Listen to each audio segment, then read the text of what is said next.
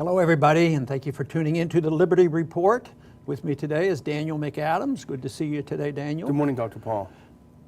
Just recently, Dave Walker, who was the Comptroller under Clinton and George W. Bush, has spoken out, as he has been over the years, and he keeps writing about it.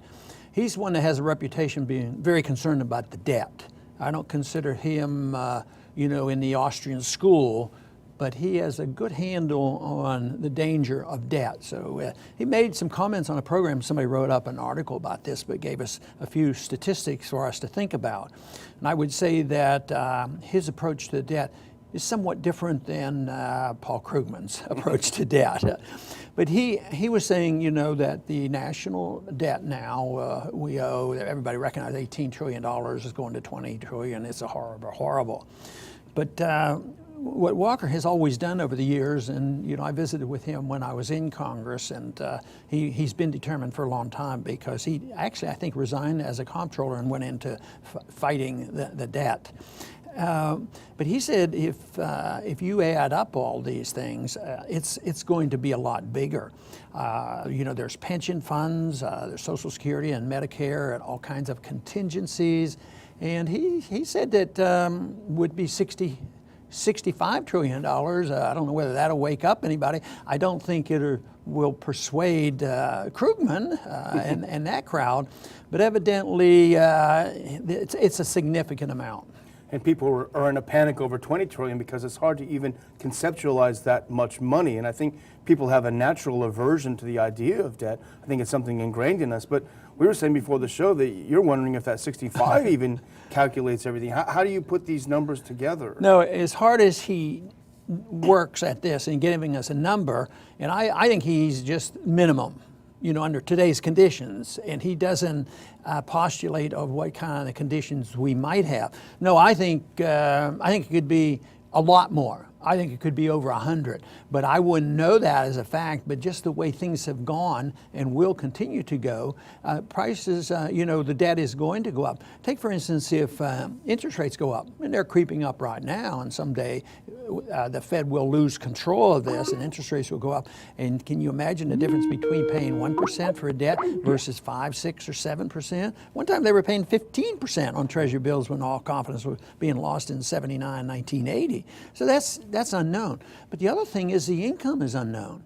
How can they know how many people are going to be employed? How do we know what their income is going to be? And how about the inflation rate? What if they recognize or admit there is inflation and they boost, the benefits? The benefits generally over the lifetime of Social Security has always gone up. How many times have they been correct in estimating the cost of medical care, prescription drug programs? They're always wrong. It always costs a lot more. So there's every reason, to believe that it's going to be a lot more. But I think one of the important things is that we're dealing with a Ponzi scheme, and Ponzi schemes are very unpredictable. The beneficiaries depend on the people who are supposed to be producing. Well, it's a mixed bag, because the beneficiaries get some money just purely out of cash by debt and the Fed printing the money, but that eventually translates into a cost to the middle class, which they're suffering right now. But then if you have a smaller working group, you're not going to have the money, and the income won't come in, and the labor participation rate is very low right now.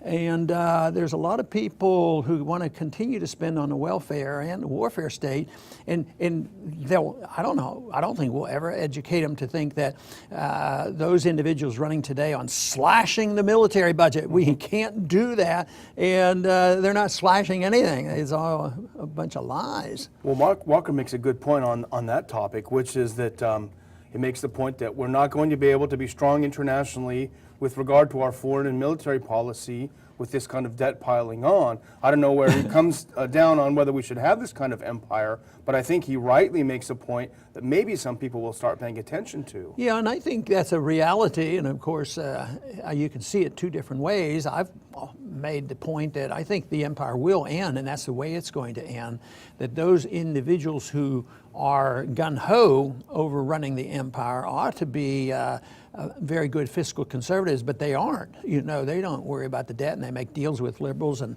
the costs continue to go up. So I don't think that the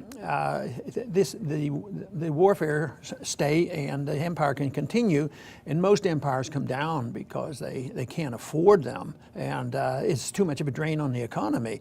Because there is a fallacy out there that is still around, even though it's ridiculous, and that is that war makes a country more prosperous, and they always use World War II. Well, you know, I remember a little bit about that, and people weren't exactly prosperous at the end of the Depression. During World War II, the Depression didn't end until after that. There's a lot of suffering. So, and then there had to be payments for it, and then there was inflation. So, no, I don't think there is a free lunch on that. I think you always have to pay for it. It's interesting, you know, we look at the Walker article, and you sent me earlier today an article by Paul Krugman, but he has a very different view. He says the whole problem started in 2010 when people started getting worried about government debt instead of more spending. Yeah, and he said that the austerity was a grim legacy, you know, of this, that people, if few people wanted to cut back, hadn't done this, we'd still have this prosperity. But there was no cutting back. You know, it's just totally endless. It's sort of like some people think, well, we had, like Republicans and Democrats had to get rid of sequestration because it was just too much cuts, and they buy into the Krugman argument. You know, they would never admit it, but they buy into this argument. But there was never any cuts, and even the pretense of cutting the increases was a fallacy too, because they knew how to circumvent the rules. Not only can they circumvent the rules with foreign aid packages and different budgets, but what about the ability of the Fed to facilitate things overseas when we're not even allowed to see their books and find out, well, who's getting this credit? You know, who are they propping up, and what company's benefiting by this, and what central bank is getting assistance, and they play these games. So that is something that we can't accept. We have to point out the fact of what real debt is, and I believe real debt is very serious. One thing that Krugman doesn't do is he talks about the federal debt and why we shouldn't worry about it. But frequently on our program we talk about, well, there's a comparison. If an individual goes into too much debt, there's a limit, there's an end point. They don't earn enough to even pay the interest, let alone the principal, and the bankers close out and somebody has to go bankrupt.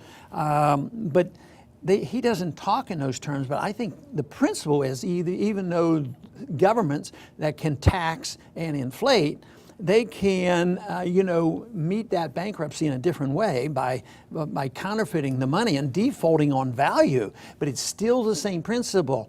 Now, if you or I ran up a debt and all of a sudden nobody would loan us money, but we felt like we had to pay the debt off, I mean, working hard and paying the debt off and living beneath our means would be one thing. But governments, never do that. They say, well, the Krugmanites just want to print more money, and that'll deal with it, and that'll stimulate the economy and increase revenues. And you'd think that they would have a little bit of concern. Maybe their policies aren't quite right. It's interesting because just today, Krugman's article talks about everything you said, printing the money. He said job growth is at rates not seen since the 90s. A record number of Americans have health insurance. College aid is there.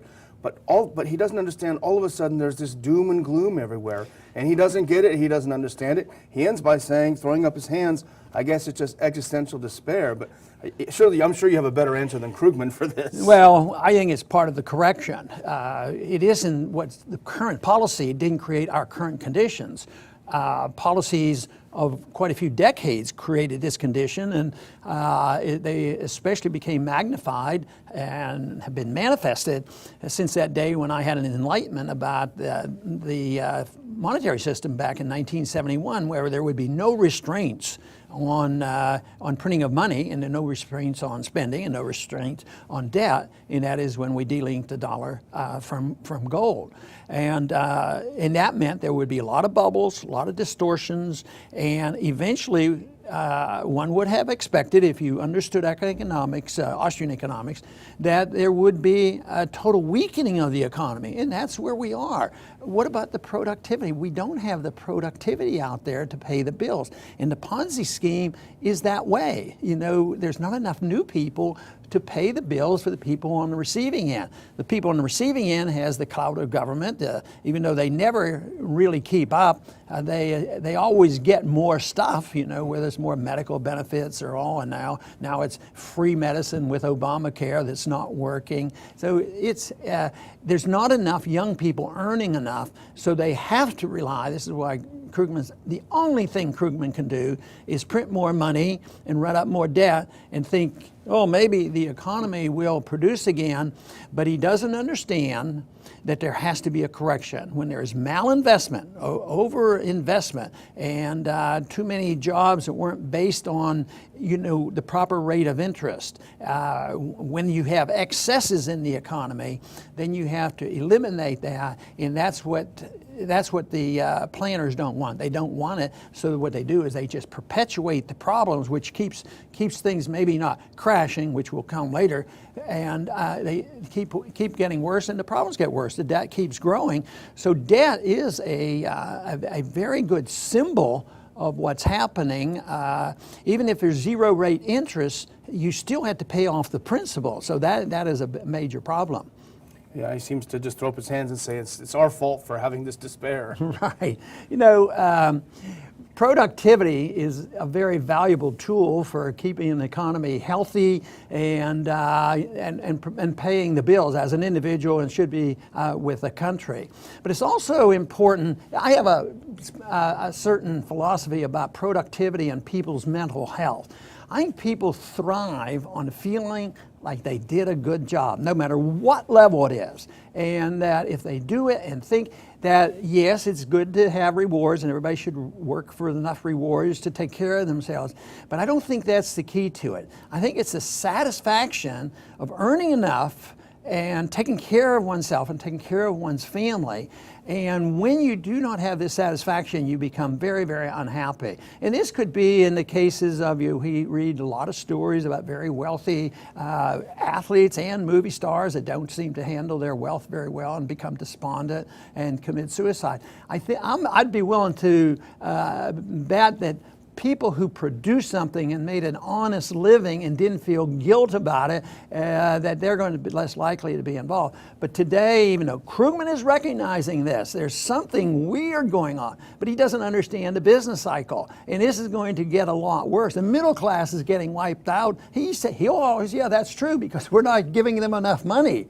But that is an old argument. It's going to go on and on. But this is the first time I think I saw anything that Krugman said that sort of granted the fact that he can't quite figure this out. And they've pumped all this money in these programs in here, and there's a white man's middle class despair, and they're committing suicide. And I think basically we have created a generation that has no satisfaction, but little and a lot less satisfaction from being able to take care of themselves, because I think basically that's what most people want, even though there's a class we have created that believe that entitlement is right. And of course the entitlement mentality also creates a lot of hostility, because they see this as a right, and there's no satisfaction out there when people are totally dependent on entitlements. And that goes for both rich and poor, because that's when you get the aggressive nature of using government to benefit certain special interest groups. I want to thank everybody for tuning in today to the Liberty Report, and please come back soon.